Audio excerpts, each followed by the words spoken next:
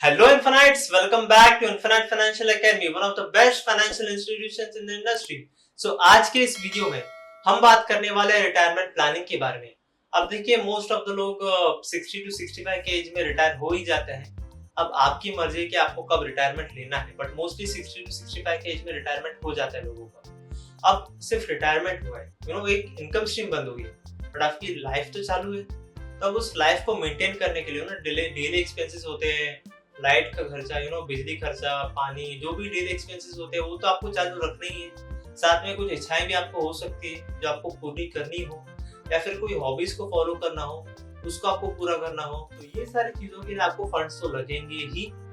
अब वो फंड्स आएंगे कहाँ से? आपने जो इन्वेस्टमेंट्स किए उससे आएंगे, या फिर आपने कुछ सेविंग्स करके रखे, या फिर कुछ तो करके रखा है जिससे कि आपका खर्चा निकल सकता है रिटायरमेंट के बाद भी। तो आज के इस वीडियो में मेनली हम बात करने वाले कि आप जब कमा रहे होते हैं तब आपका इन्वेस्टमेंट पोर्टफोलियो कैसा होना चाहिए, एंड जब आप रिटायर हो जाते हैं तब आपका इन्वेस्टमेंट पोर्टफोलियो कैसा होना चाहिए। मेनली इक्विटी एंड डेट के बारे में बात करने वाले हैं आज हम। तो जल्दी से शुरू करते हैं वीडियो। अब दोस्तों वीडियो शुरू करने से पहले मैं ये दो मार्केट्स आपको समझा देता हूँ, उनका डिफरेंस समझा देता हूँ बेसिकली। देखिए, एक होता है इक्विटी मार्केट, जिसको हम सट्टा बाजार, शेयर मार्केट जो भी है वो बोलते हैं, एंड जिससे बहुत लोग डरते भी है क्योंकि वो बहुत ऊपर नीचे होता रहता है हर दिन, हर वीक, हर साल। लेकिन इक्विटी मार्केट या फिर शेयर मार्केट हमेशा ऊपर ही जाता रहा है। अगर मैं बात करूं, सेंसेक्स जो 2005 में 7000 पॉइंट्स पे था, एंड अभी 2023 में वो 60,000 के करीब चल रहा है। तो मार्केट ऊपर ही गया है, कभी भी नीचे नहीं आया है। लॉन्ग टर्म में अगर आप देखें तो लॉन्ग टर्म में अगर आपको इन्वेस्टिंग करनी है तो equity market is the best one. And दोस्तों, मैं डेट मार्केट की बात करूं तो डेट मार्केट में कंपनीज या फिर गवर्नमेंट्स डेट लेती है, आपसे लोन लेती है, यानी कि पब्लिक से लोन लेती है, एंड बदले में एक फिक्स्ड इंटरेस्ट पे करते हैं, जैसे कि हम होम लोन्स में पे करते हैं।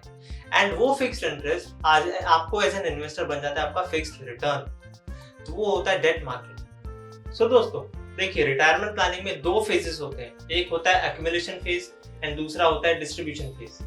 अब एक्यूमुलेशन फेज वो होता है जहाँ पे आप पैसे एक्यूमुलेट कर रहे हो, पैसे जमा कर रहे हो। बेसिकली आप इन्वेस्टमेंट्स करके रखते हो किसी ऐसी जगह पे जो आपको लॉन्ग टर्म में अच्छे रिटर्न्स दे, जो इक्विटी मार्केट से अच्छा कोई नहीं दे सकता। तो जब भी आप एक्यूमुलेट कर रहे हो, जब आप पैसे कमा रहे हो, तब आपको सबसे ज्यादा अपना इन्वेस्टमेंट्स इक्विटी मार्केट यानी कि शेयर मार्केट में करना चाहिए, क्योंकि लॉन्ग टर्म में शेयर मार्केट सबसे ज्यादा रिटर्न्स देता है एंड इन्फ्लेशन को भी बीट करता है, महंगाई को बीट करता है।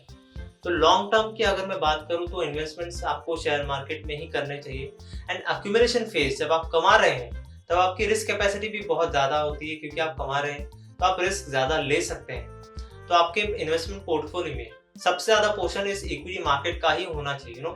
60 टू 70% आपके इन्वेस्टमेंट्स इस इक्विटी मार्केट में ही होने चाहिए, एंड 30 टू 40% या फिर 20 टू 30% डेट मार्केट में होना चाहिए, बिकॉज वहाँ पे फिक्स रिटर्न्स तो मिलते हैं बट रिटर्न्स उतने ज्यादा नहीं मिलते हैं। तो 60 टू 70% आपका होना चाहिए इक्विटी मार्केट में, एंड 20 टू 30% होना चाहिए आपका डेट मार्केट में। अब इक्विटी मार्केट में आप डायरेक्ट भी इन्वेस्ट कर सकते हो या फिर इनडायरेक्टली भी इन्वेस्ट कर सकते हो।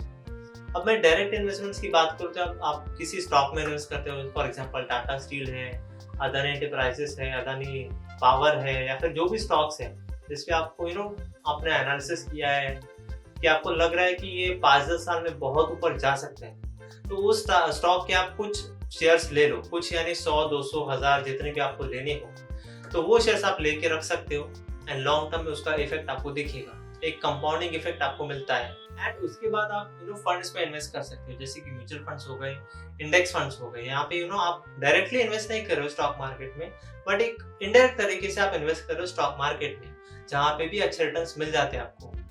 एंड दोस्तों अब बात करते हैं डिस्ट्रीब्यूशन फेज की, जहाँ पे आपने रिटायरमेंट ले लिया है, आपकी एक इनकम स्ट्रीम बंद हो चुकी है, एंड अब आपको अपने डेली एक्सपेंसेस, डेली खर्चे निकालने हैं खुद से। अब यहाँ पे क्या हो सकता है कि आपको आपने कोई इन्वेस्टमेंट अच्छे किए हो जिसका आपको कंपाउंडिंग इफेक्ट मिला हो अच्छा, तो आपके पास एक अच्छा रिटायरमेंट कॉर्पस हो सकता है जिसके मुताबिक आप खर्चा कर सकते हो। एंड डिस्ट्रीब्यूशन फेज में दोस्तों सबसे इंपॉर्टेंट चीज ये है कि आपका जो पैसा आपने जमा किया हुआ है, आपने जो भी रिटायरमेंट कॉर्पस बनाया है, वो जल्दी से खत्म नहीं होना चाहिए। सबसे इंपॉर्टेंट बात ये होती है। एंड इस फेज में आपके इन्वेस्टमेंट पोर्टफोलियो में डेट मार्केट का पोर्शन ज्यादा होना चाहिए, यानी 60 to 70% या 80% तक डेट मार्केट इंस्ट्रूमेंट्स में आपका पैसा होना चाहिए, क्योंकि आपकी रिस्क कैपेसिटी कम हो चुकी है, आप पैसा अभी नहीं कमा रहे, तो आप अभी रिस्क ज्यादा नहीं ले सकते। एंड 20 to 30% इक्विटी मार्केट या फिर शेयर मार्केट में रखना चाहिए, जो कि आपको रखना ही चाहिए, क्योंकि इन्फ्लेशन तो बढ़ना ही है, महंगाई तो होगी ही, तो आपको महंगाई को बीट करने के लिए इक्विटी मार्केट में थोड़ा पोर्शन रखना ही पड़ेगा, बट थोड़ा ही, क्योंकि आपकी रिस्क कैपेसिटी उतनी ज्यादा नहीं है। एंड इक्विटी मार्केट बहुत ही ऊपर नीचे होता रहता है, तो आपको इक्विटी मार्केट में रखना चाहिए, बट थोड़ा ही रखना चाहिए। एंड दोस्तों, एक और प्रोडक्ट होता है जिसे हम कहते हैं एन्युटी प्रोडक्ट। अब एन्युटी प्रोडक्ट्स कैसे होते हैं कि आपको इनिशियल कुछ सालों में कुछ पैसे पेमेंट्स करने होते हैं, या फिर कुछ एक लमसम पेमेंट भी आप कर सकते हैं एक ही बार में, एंड उसके कुछ साल बाद आपकी एक इनकम स्ट्रीम बन सकती है, जो कि पर मंथ आप या फिर पर ईयर आपको पेमेंट्स मिलते रहेंगे। तो ऐसे भी प्रोडक्ट्स होते हैं।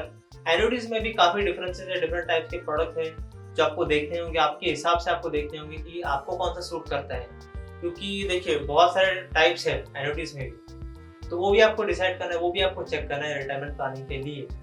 फॉर एग्जाम्पल, आपको रिटायरमेंट के लिए अभी कुछ 5 या 10 साल बाकी है, तो आप इनिशियल 3-4 साल पेमेंट्स कीजिए एन्युटी प्रोडक्ट में, एंड 5 साल बाद आपको 10-15 साल के लिए पर मंथ या फिर पर ईयर पेमेंट्स आते रहेंगे अकॉर्डिंग टू द कॉन्ट्रैक्ट।